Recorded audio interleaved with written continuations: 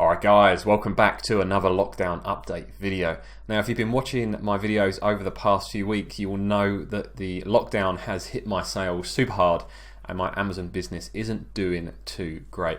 Now throughout April I have been super patient, not tweaking too much. I'm just hoping things will start to pick back up. However, we're now on May the 1st and I need to take some action. So that's what I'm going to be looking at in this video. I'm going to be explaining to you guys exactly what I'm going to be doing to try and get myself out of the mess that's been created by the global events. But before I do that, I just want to give you the latest information from Amazon themselves and also show you how my sales have been doing and just a few other bits of information that I want to share with you. Now before I get into it, the first thing I want to say is welcome to the over 500 people that have subscribed to the channel in April, and also thank you to all of you that have been subscribed before that and are continuing to watch my videos and support the channel. So a massive thank you to you guys. The channel is growing at its fastest rate ever and it's down to you guys watching my videos and subscribing. So thank you to those that have signed up. Let me know in the comments below if you're a new subscriber. Also, and this is to everyone that's watching, if you've got any ideas or any questions that you'd like me to answer in future videos, let me know in the comments below and I'll try and cover them in a future video. So let's get on to the information from Amazon first. The first thing is to do with shipments. So what this email says is that since the 23rd of April, Amazon have widened the range of products that are available for shipment into the Amazon fulfillment centers. Now it doesn't mean that all products can be sent in, but a lot of them can. And there's also some shipping restrictions as well. So you might not necessarily be able to send in huge quantities of those products. So make sure you create a test shipping plan before you place any big orders with suppliers. So that's good news that Amazon is slowly starting to get back to normal. Also, the actual Prime shipping dates are getting shorter still. Gone back to the classic chopping board niche, and I have filtered these by Prime delivery only.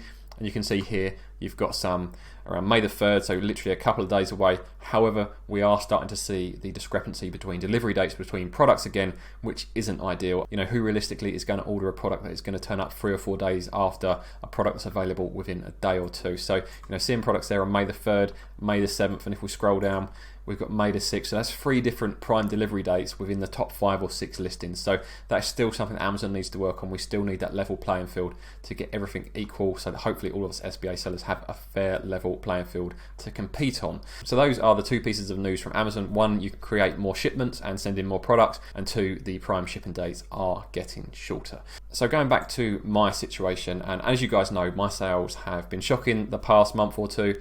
And we can see here, this is from the start of the year, where it's going along quite consistently, somewhere between 15 and 25 units per day. And then as lockdown kicked in around mid-March, sales really dropped off, almost died completely around the middle of April, and then have picked up ever so slightly over the last week or two. And I'm selling on average around 3 or 4 units per day. I think I sold just under 100 units in April, which was terrible, but still it's better than nothing. But this is why I'm going to have to take some of the action that I'm going to get to in a moment. But let me just show you the stats behind this line graph. So if we look back to the end of January as we came into February, you can see kind of the number of units that I was selling per day. These numbers are absolutely fine, and in this territory I was turning over around £20,000 of sales per month. And you can also see between my products I was getting between 150 and 200 views, which they call as sessions, views per day, with a conversion rate of somewhere between 10 to 15% on average. Now as we go down, if I go down to mid-March when lockdown kicked in, you can see the sessions drop off quite substantially, and the conversion rate stayed pretty okay initially, but as we go further through, you can see you're going to have some days of really shocking conversion rates, and the sessions themselves, you know, you've gone from 150 to 200 per day to 20 to 30, 40 sessions per day. So a huge drop off. And if we come down all the way to within the last week, we're still in kind of 20, 30, 40 sessions per day, and the conversion rates are all over the place. Some days you've got a good conversion rate of 20%, and then other days 2%, 7%. So there doesn't seem to be any rhyme or reason to this at the moment. The one good thing I have been able to do during this period is to maintain my organic ranks. So this is tracking my #1 keyword for my most profitable product. And you can see here from February onwards, this is when I restocked, but you can see from February onwards, things have been going quite nicely. I've been staying in the top 10. They stayed lower top 10 throughout March, and then I turned on some PPC, which I'll explain why in a second. And since I turned it on kind of around mid-March to get those extra 1 or 2 sales here or there, the ranks have generally been a bit higher.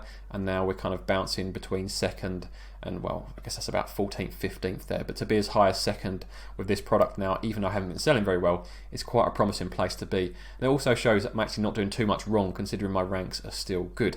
Now, you're probably wondering, why on earth did I turn on PPC while the sales were so low and that everyone else wasn't really selling? Well, my theory was this.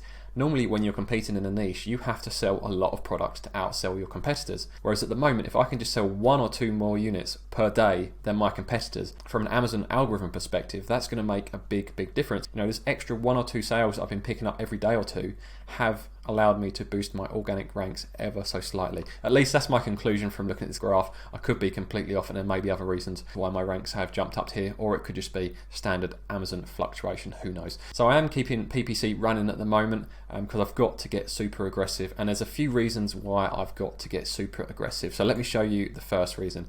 The first reason is Amazon's inventory performance index. Now, if you're not familiar with this, this is kind of an arbitrary score that Amazon give you based on how much stock you've got in the Amazon warehouse, what the sell-through rate of that stock is, how much excess stock you've got, and things like that. So there's a few factors they take into account. Now, the most important number that you need to be aware of is 350, because if you drop below 350 with your IPI, then for the following quarter, you'll have restrictions as to what you can send into the Amazon warehouses. So at the moment, I can pretty much send anything into the Amazon fulfillment centers. However, if I drop below 350, then the next quarter, they will impose restrictions on me, and I may not be able to send the quantities I'd like to send.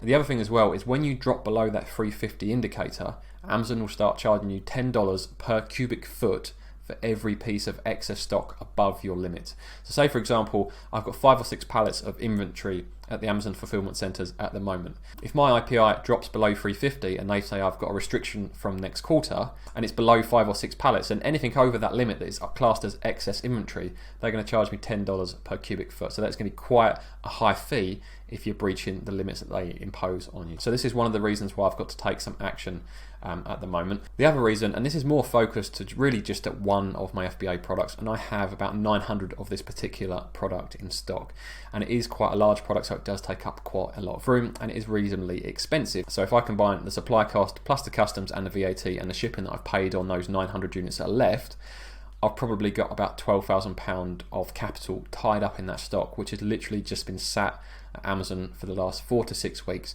doing absolutely nothing. So I've got to take some action now. Also, just before lockdown, I placed an order with my supplier for even more inventory of that product, because usually that product sells around 500 per month, so I usually have to order 8 to 10 weeks in advance. So it's pretty much always the case that I have 1,000 units or so in stock, and as I order another 1,000 units that will then arrive 8 to 10 weeks later. So I have a lot of inventory on the way, I have a lot of inventory in stock, and at the moment it's costing me money. You know, as you can see here in March, I paid £150 in FBA storage fees. Now, if you look back to my video from a couple of weeks ago where you can see that Amazon had waived storage fees for 2 weeks in March, this would have been more around £300 if they hadn't done that. And I quite expect my April storage fee to be around £300. Now, at the moment, I'm barely selling enough inventory to cover the storage fees. So I need to start moving some of this inventory. I need to start returning some of that capital to my bank so I can invest it in other areas, into other products that I can actually sell at the moment. So what is my plan of action at the moment? Well, the first plan of action is a price dump. Now, this is not something that I've ever done before, but I'm going to drop this product to break even price point and sell this through, because I want to reclaim some of that capital and put it to better use. So that's the first step, and that is to drop the price to around about the break even price point. Now, if I need to go further and sell these at a small loss, I will do this.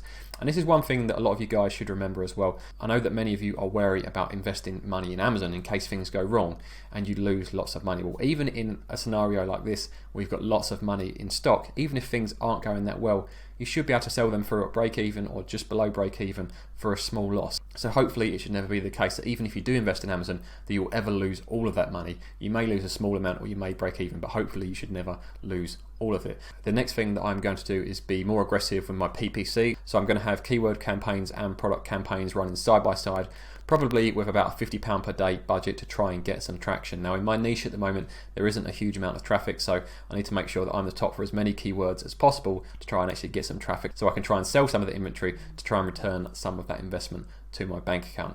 I'm also considering approaching some deal sites and some deal forums and some deal Facebook groups, trying to get my product in front of as many people as possible all the time that this price cut is in place, and hopefully people will see by looking at places like Camel that this is a genuine price drop, and they can see that my product has never been this cheap in the past. So that's my plan for the next few weeks, to see what happens, to see if I can get this product to get any traction, to try and get some sales going. Unfortunately, I can't just sit here any longer hoping things will get better, because we don't know what the new normal is going to be. The product that I have got that is struggling does involve people going out and about. So even as things start to return to what people are calling a new normal, I don't know if the demand for this product is ever going to reach the levels that it once was. So it's very important at the moment I try and get that money back as soon as possible, so it's there if I need to reinvest it in that product again, or it's there to reinvest in new products or other avenues that are of interest to me. So I hope you guys found this video useful, seeing what is happening to a real world Amazon FBA seller at the moment. If you did, make sure you hit that thumbs up button. It does make a big difference. If you're not already subscribed, please do. And like I say, if you've got any suggestions for future videos, make sure you drop them in the comments, and I'll see you guys in the next video.